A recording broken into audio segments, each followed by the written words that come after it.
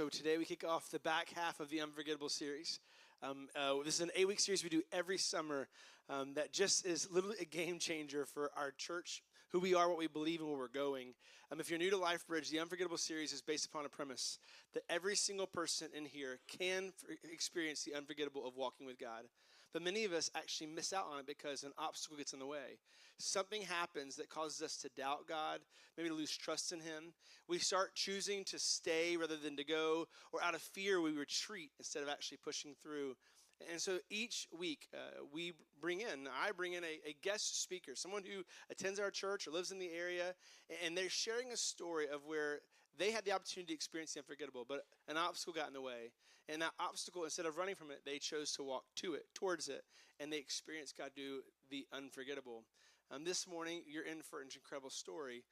One that I would encourage you to go ahead and get tissues, because I've cried every single time I've heard it. And I've heard it multiple times. I've known the story. But more than that, it's a reminder that each person who walks through the doors of our church carries something. In fact, you came into the doors of the church this morning carrying something.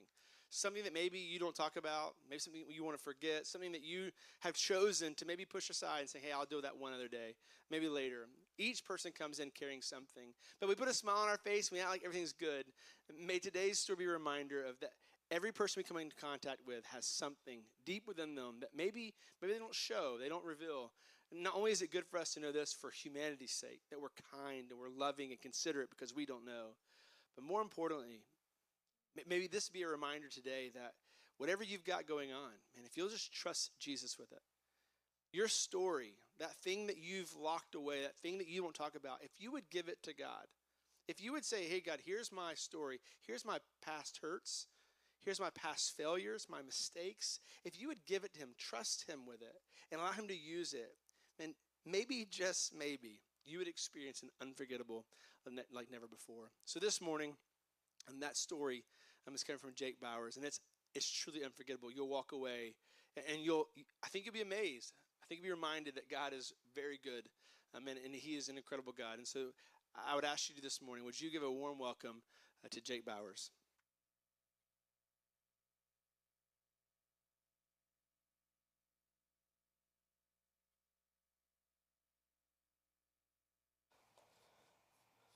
All right. Got that figured out. Chris very overhyped me, so I doubt I'm going to live up to all that now. It's better earlier when you didn't say all that, and the bar was very low. All right. Good morning, everybody. Thank you to all my friends and family. That came to support me. For people that are here that had no idea what they were getting themselves into, you picked a doozy, so good luck. Yeah, now that I'm up here, I wish I'd put on more deodorant.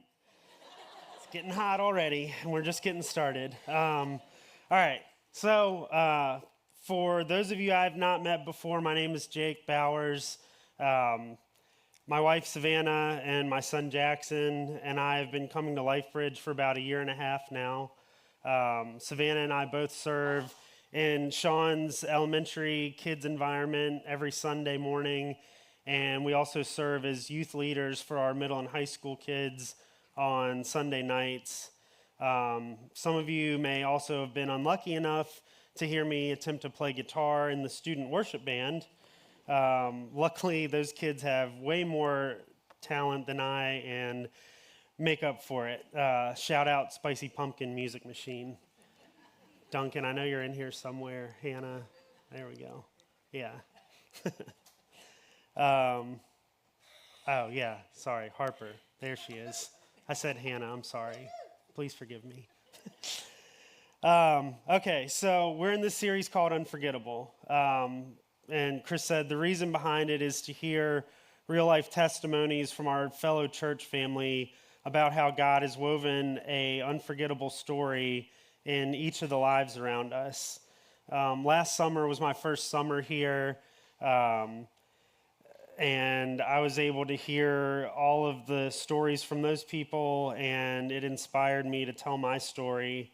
And yeah, the point of the stories is to show God's power and God's greatness. And my story will be sad and hopeless at times, but I just want everyone to remember that I'm up here telling it, so there is hope. Psalms 59:10 says, "In his unfailing love, my God will stand with me. He will let me look down in triumph on all my enemies.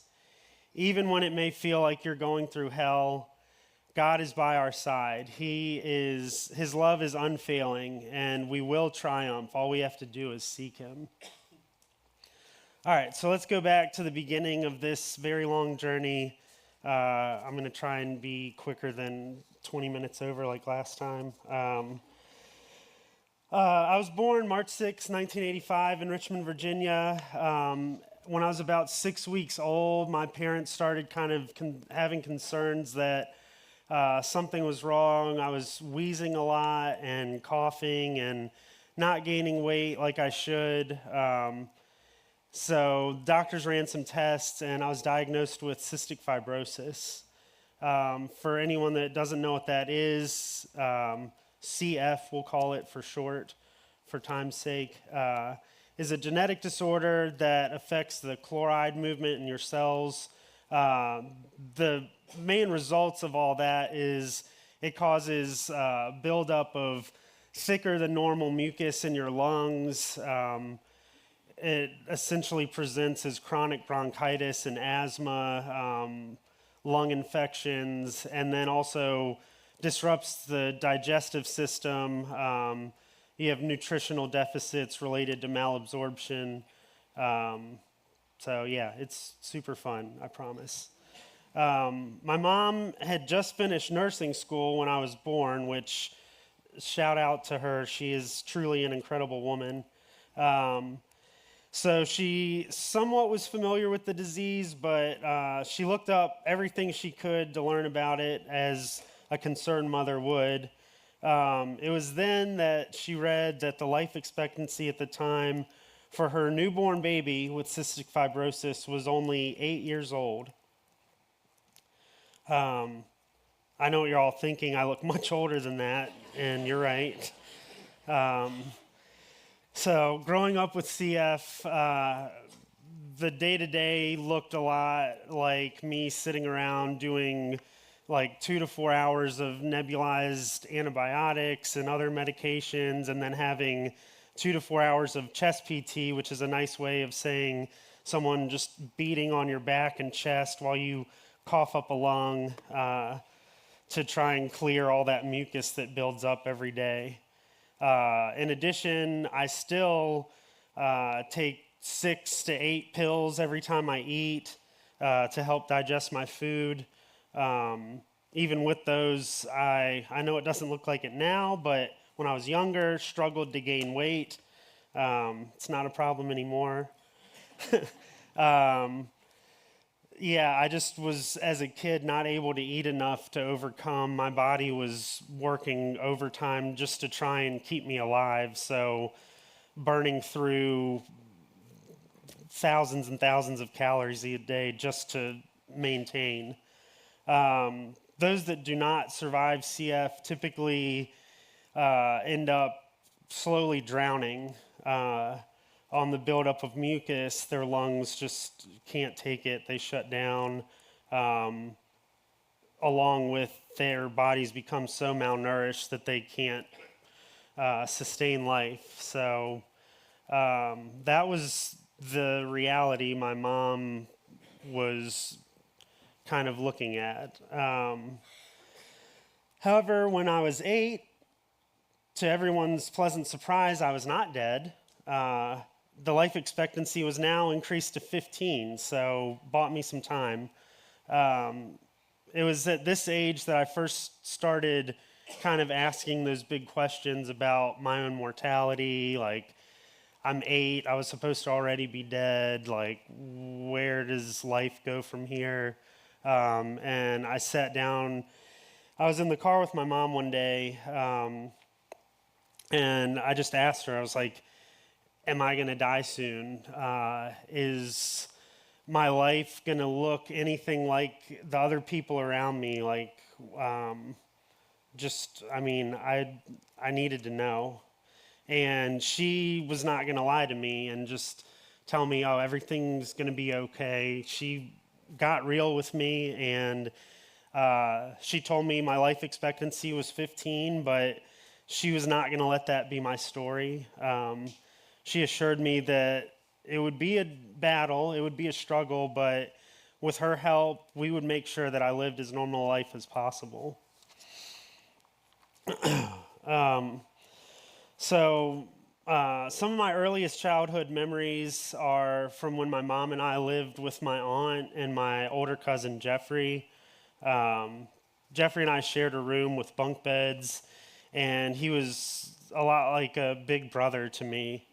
I always looked up to him and followed his lead. I was very much like the annoying little sibling that followed around and wanted to be doing whatever he was doing. Eventually, my mom and I moved into a house with my uncle Eric. One morning, Eric woke me up super early. He was very upset and told me to get dressed, and we had to go to the hospital because Jeffrey had been in a car accident. We rushed to the hospital, walked down the hall wherever all my family was already there. When I went into his room, I could not recognize him at all. My mom told me to just talk to him, so I did. I put my hand on his arm. I don't really remember anything I said. I just remember how cold he felt. I didn't really understand what was happening. He was laying in the bed right there, alive before me. So I said goodbye and told him I loved him and I hoped he would get better soon. Later on that same night, my mom called me and told me that he had died. I laid on my stepmom's chest that night and cried the whole night. I just was crushed. He was only 18. Like, how did this happen? I had just seen him the day before. And why did God do this? Why would this happen? My dad and my stepmom, Lee, they tried to console me and comfort me, but the questions I had just lingered on a long time. This was the beginning of a growing frustration that I had with God. So fast forward to when I was 12 years old, I was admitted to the hospital for the first time with complications related to CF. These visits became more and more frequent as time went on. We started calling them tune-ups. I would go into the hospital for 2 or 3 weeks, get better or as good as I could, get discharged. I'd have a good few months, and about every 3 to 6 months, I'd be back in for another tune-up, which involved IV antibiotics and around-the-clock chest PT, respiratory therapy. Luckily, by this time, my life expectancy now had bumped up to 30 with some of the advancements in medicine. However, every time I was admitted to the hospital, I was wondering, is this going to be the time I don't make it out? Or how long can this routine go on without me declining? Luckily, I did leave each time. And with the help of my friends and my family, we all did our best to ensure the disease wouldn't slow me down. Despite all the tune-ups and everything, I managed to have a relatively normal high school and middle school experience. I became the captain of my track team. I graduated high school on time and went to college at Virginia Commonwealth University. I ran track there as a Division I athlete, and a dream to pursue medicine in order to try and give back to all the people that had helped me my whole life. However, I was about 20 years old. I was at work one day and I reached down to pick something up and felt like a pop and didn't really think much of it, but about an hour went by and it was like radiating and hurting, and I started feeling like I couldn't really take a deep breath. And so I called my doctor and was just like, hey, this is what's going on. Like,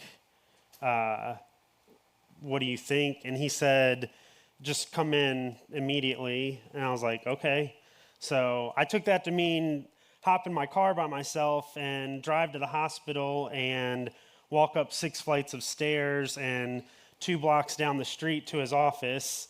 And somehow I made that journey and promptly collapsed in a chair in the waiting room. And then paramedics came and rushed me to the ER.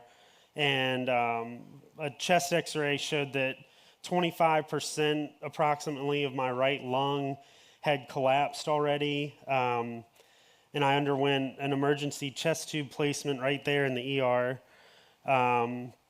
Was admitted to the hospital, ended up getting 2 more chest tubes, and eventually underwent surgery to permanently attach my lung up to my chest wall so that it couldn't collapse anymore.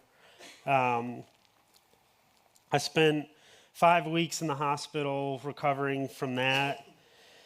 And, well, now I've lost my place. Oh, yes. So I got discharged after, like 5 weeks, and I was told I couldn't run track for at least a year.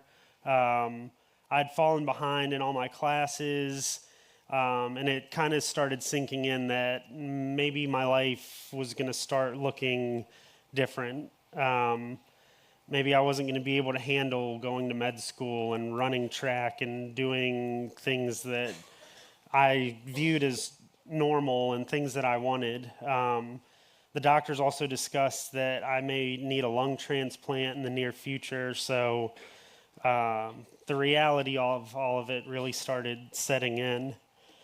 So it became clear to me that time was starting to run out maybe.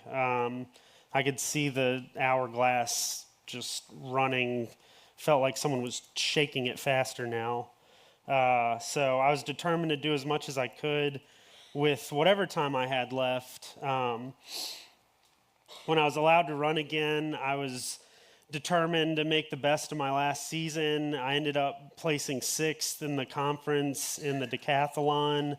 And later that year, I was able to graduate with a bachelor's in psychology.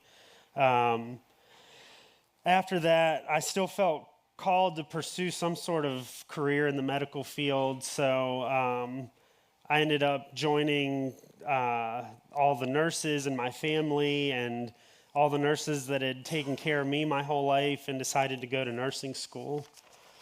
In 2 quick years, I earned my nursing license and was given the opportunity to care for critically ill people in the medical, surgical, trauma ICU. I know it's a mouthful, but it's a big, giant ICU where all sorts of terrible and wonderful things happen. Over the next 12 years, I saw some of the greatest medical miracles I've ever witnessed, along with countless just soul-crushing, tragic things. And it took a toll. I watched families praying desperately over their loved ones, and sometimes it worked, and it was a miracle, and other times it didn't, and it was devastating. I mean, to me, it was devastating, and I didn't even know these people. So it just kind of stirred up those same questions that I had before. Like, if God is real, why would he allow all this terrible stuff to happen? Why would he allow bad things to happen to like seemingly good people? Why would he, if he's such a loving God, why would he allow so much suffering? If I could go back and answer those questions now, I would tell myself, Romans 8:18 says, "Yet what we suffer now is nothing compared to the glory he will reveal to us later." I would tell him how God works all things for good in his time. Romans 12:12 says, "Rejoice in our confident hope, be patient in trouble, and keep on praying." Unfortunately, at that point, I had started to lose all hope. I was losing faith, and I was lost. I became disconnected completely from God, and when that happens, the enemy seizes the opportunity to devour us. So my uncle Eric, who I had mentioned earlier, lived with me and my mom after my cousin died. He used to drive me to school every single morning, and every single night he taught me how to play guitar. If you find me humorous at all, you can thank him for that. He was always a bright light and a source of joy through all the struggles, all the hard times. Like, he was always there. As I grew older and became an adult, he was my uncle, but he was a close friend. We played golf together. He was it. It was about Christmas time, right around Christmas of 2012, and I was in the hospital undergoing another tune-up. And my mom called me late one night, and I could barely even understand anything she was saying. And finally, she just got out that Eric had overdosed and he was dead. And then she hung up. And there I sat with that information in my hospital bed alone. It was like midnight. And I cried and just begged God for answers about why. Again, why?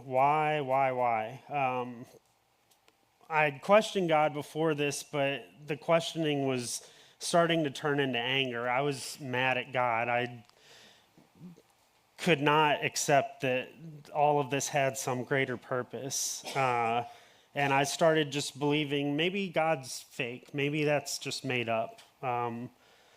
Because he certainly doesn't seem to be caring for me at all. I want to take a chance to talk about unforgettable. Like Chris said, unforgettable moments demand trust. We can't get to the unforgettable without having trust and faith. And the only way to do that are to face obstacles. We have to, when we find obstacles in our life, we are called to run towards them, not away from them. And you have to come to the end of yourself before you find the beginning of God. I know it sounds heavy so far, but I still hadn't quite gotten there. I was not at the end of myself, and I was not ready to find God. And then 2020 happened. So buckle up. Here we go. I mentioned earlier when my cousin died, I was laying in the arms of my stepmom, Lee. Lee was my daycare teacher when I was 2 years old, and she liked to tell everybody the only reason she agreed to go on a date with my dad in the first place was so that she could get closer to me. I mean, obviously. So her and my dad started dating when I was 2, and they were together forever. She was very much a second mother to me. Some people don't know the love of one mother. I was lucky enough to have 2 that loved me like I was her one and only child. Rolling into 2020, the doctors had started treating my CF with the latest cure, which was like the sixth cure that ended up not working. So I didn't have a lot of hope for it, but nonetheless, I started taking it, hoping maybe it would buy me some more time at least.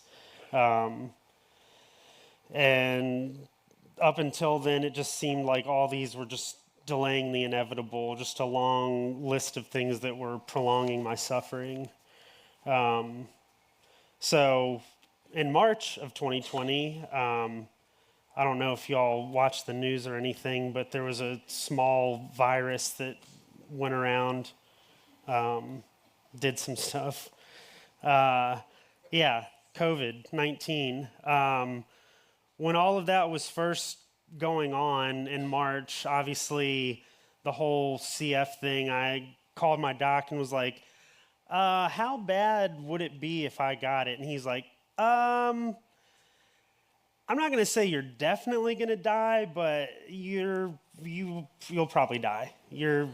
Don't get it. Hide, do whatever you can, because we don't have answers and we don't have treatment, and yeah, you are not the one that's going to beat it. So yeah, be afraid. The challenging part of that was that I currently was working in the COVID ICU in the hospital. So that's cool. That's good. Good career choice. Luckily, between my doctor and my boss, I was able to get 2 months of short-term disability to just kind of buy me time until we figured out the whole COVID thing. So I was excused for 60 days due to the whole certain death thing. Seemed bad. So during that time, I had pretty much just convinced myself that death was coming soon. Somehow, some way, it was happening. Nothing mattered anymore. I started drinking, doing drugs, living like nothing mattered. Just, you would have thought I was out there trying to catch COVID. And maybe I was. Maybe deep down, that's exactly what I was doing. At the same time all this was going on, my stepmom was diagnosed with metastatic lung cancer and placed on hospice. So she was only 57, and my sister and I, who are both nurses, had the privilege of tending to her needs along with the rest of our family. We spent her final days cleaning her, feeding, talking to her, just making sure she was comfortable, as she had a revolving door of visitors, former teachers and students, and everyone in between that lined up to pay their respects to her and just soak in the last few moments that they could.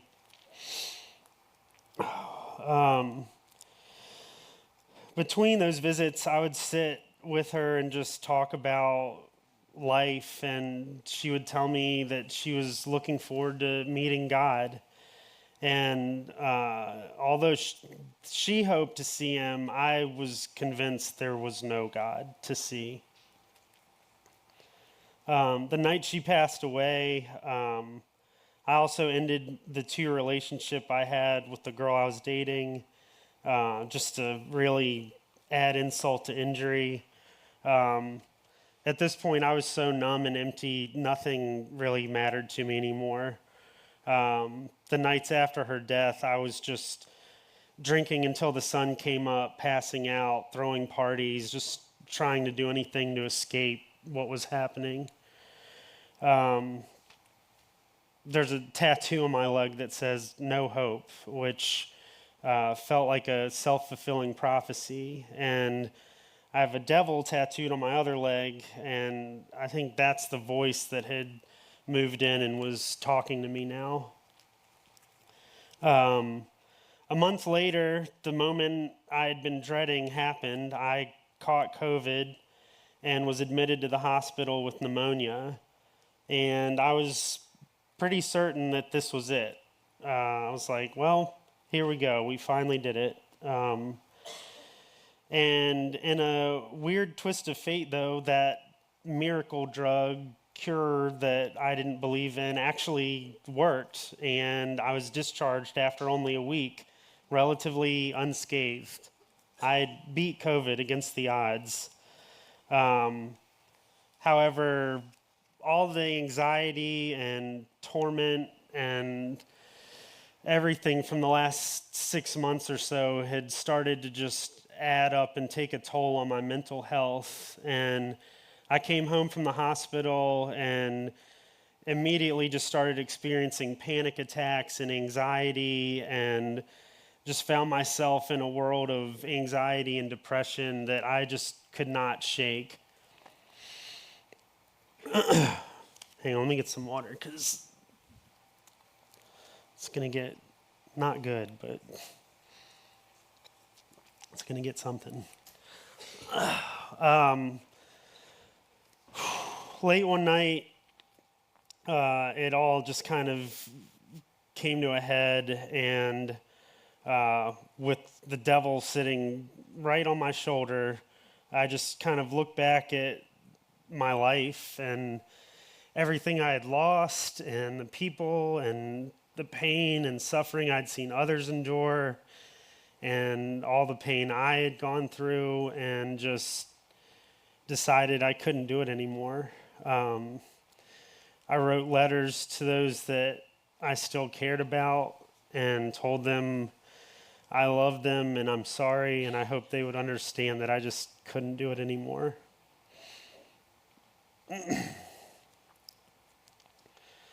I sat on the edge of my bed with a loaded gun to my head and just started thinking about everything going on and searching for any reason not to do it.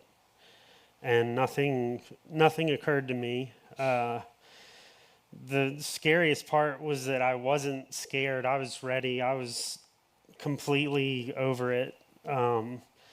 So with my finger on the trigger, I just looked up and I pled and I asked God and said, if you're really up there, now would be the time to do something because I'm out.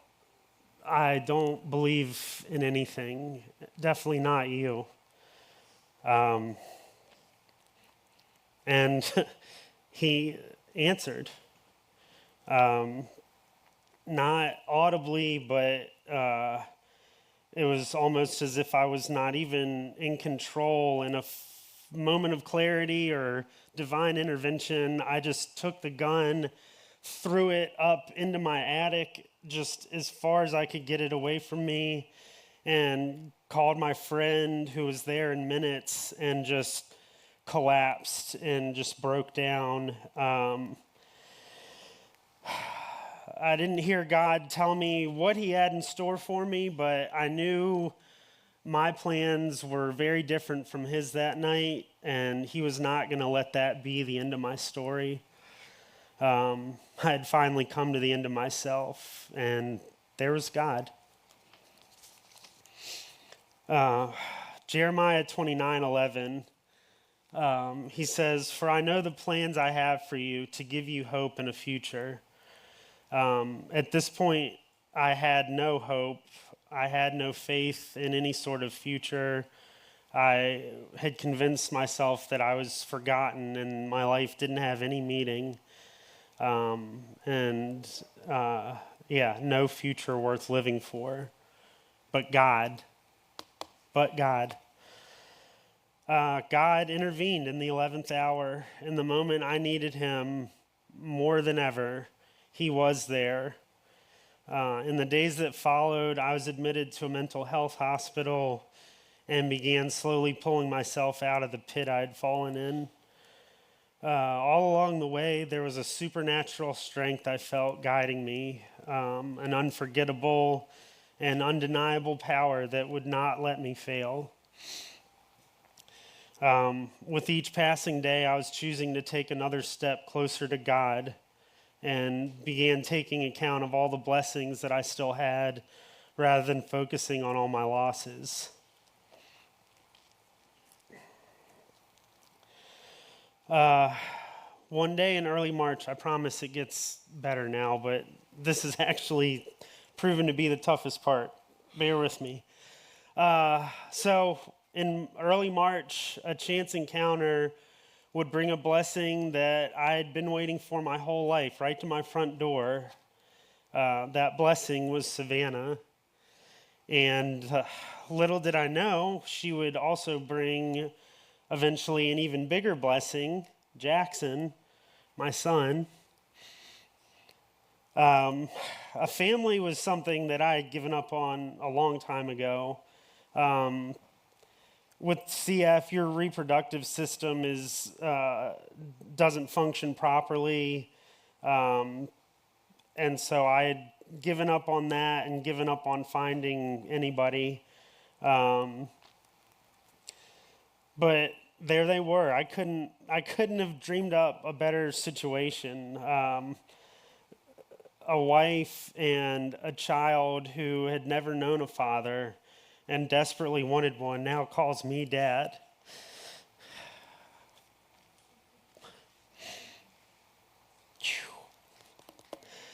Okay.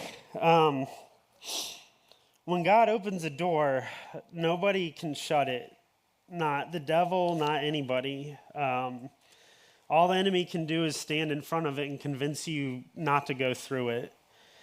The bigger the opportunity, the harder he's going to try and keep you from that. When I was in my darkest times, I had no idea what was waiting on the other side for me. And even when I did not believe in God and I had stopped believing in myself, God still was there and still believed in me. And it was through his power alone that I was able to walk through the door where he was waiting. Shortly after meeting Savannah, I attended church with her for the first time in nearly 30 years. As the lights went down and the first worship song came on, I heard a voice louder than anybody on stage just say, "I've been waiting for you. Welcome home." Like the prodigal son, I was finally home. In the months that followed, my fire and passion for God intensified. Savannah will tell you I was dragging her to church.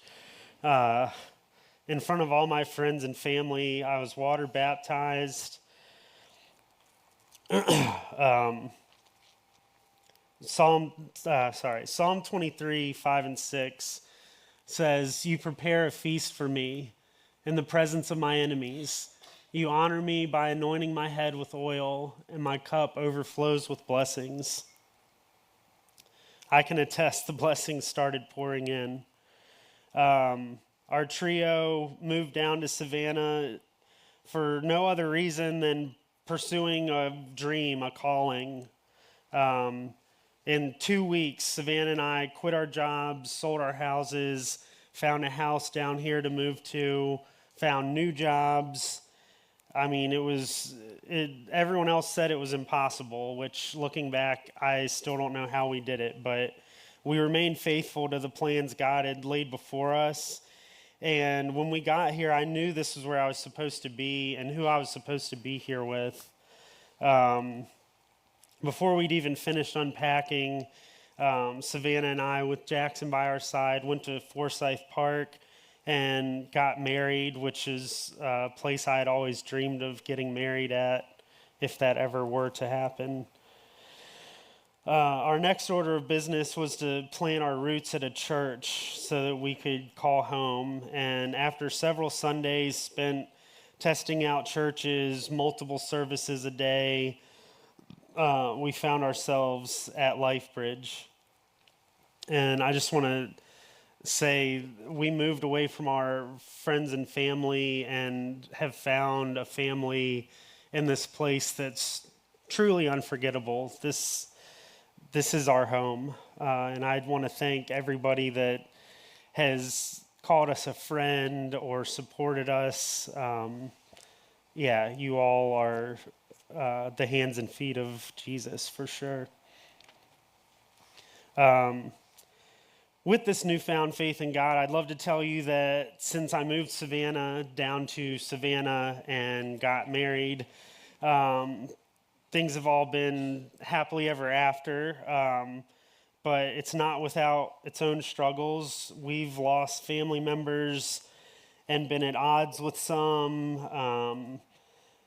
A lot of my peers have not understood my faith journey. Relationships have been affected by it, but through all these new trials, I've remained faithful to God's plan for me, and I'm comforted by the hope I have in Jesus. John 16:33 says, "In this world you will have trouble, but take heart, I have overcome the world."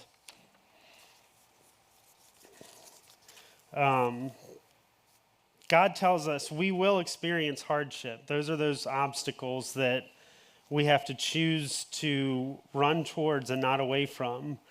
And he promises to be there with us in those struggles. All we have to do is let him in.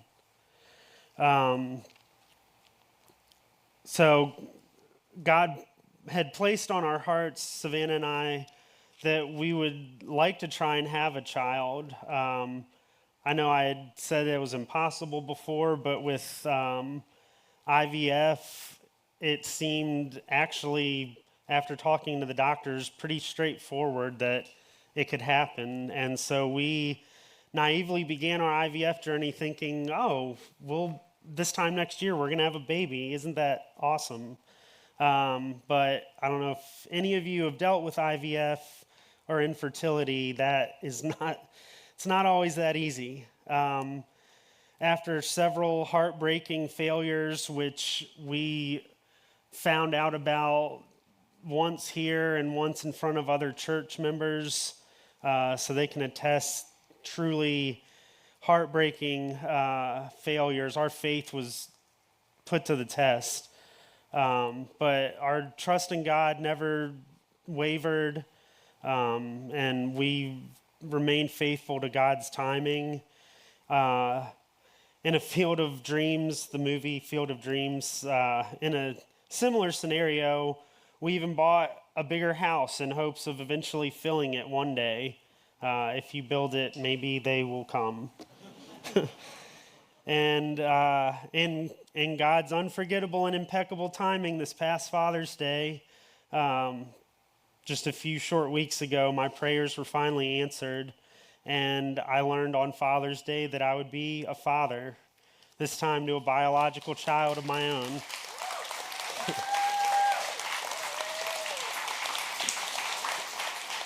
There she is right there. I say she because that's what I'm hoping for. We don't know yet, but make it a girl, honey.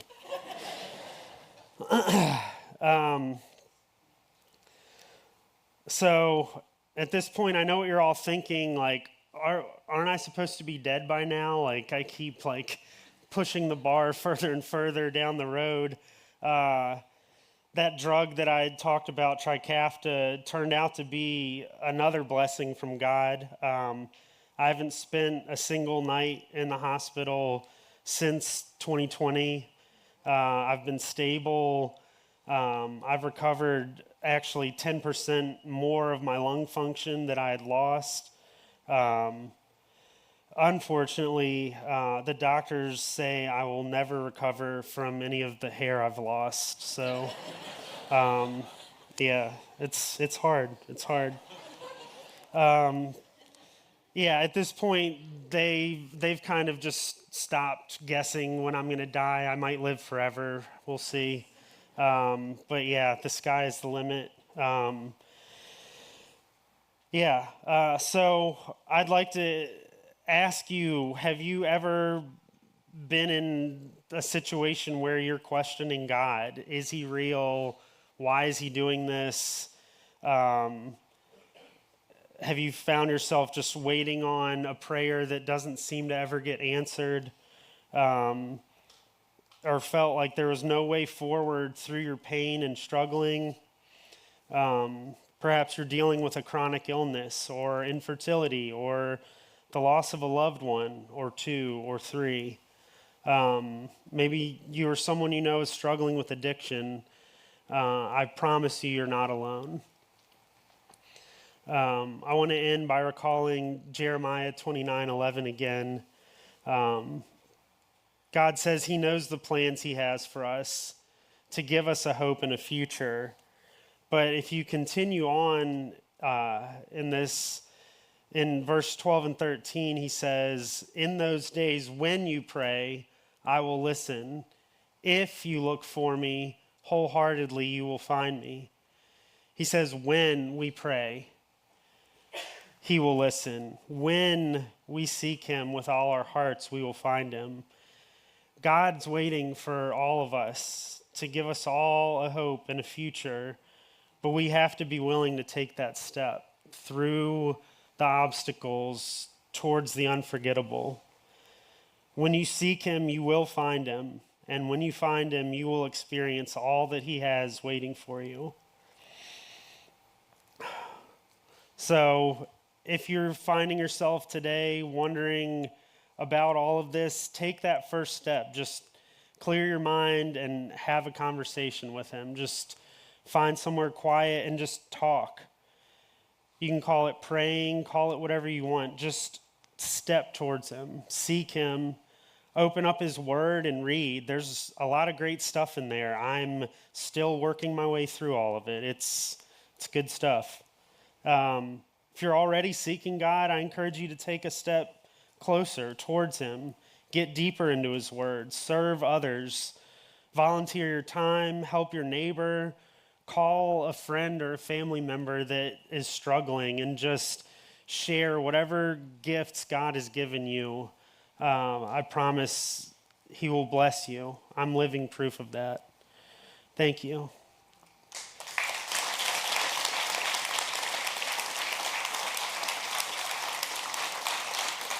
I'm going to pray us out and get us out of here. I'm only 4 minutes shorter. I tried.